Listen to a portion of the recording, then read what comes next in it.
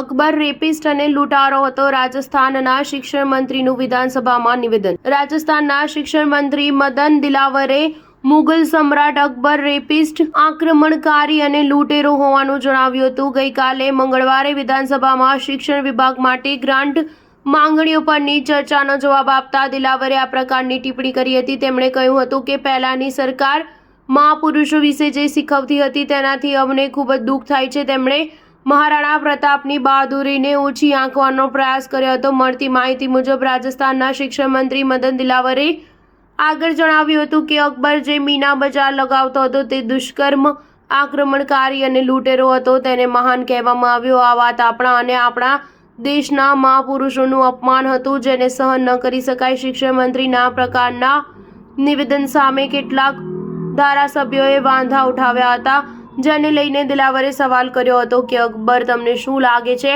ઔરંગઝેબે અનેક હિન્દુઓને માર્યા, કેટલાય મંદિરો ધ્વસ્ત કર્યા અને હિન્દુઓ પર જઝિયા કર લાદવામાં આવ્યો હતો. આ બર્બરતા દેશના વિદ્યાર્થીઓથી છુપાયેલી હતી. તે ઘણા વર્ષોથી પાઠ્યપુસ્તકોમાં શીખવવામાં આવતું હતું. આક્રમણકારી અને ક્રૂર શાસક તૈમૂરને મહાન તરીકે વર્ણવવામાં આવતા હતા.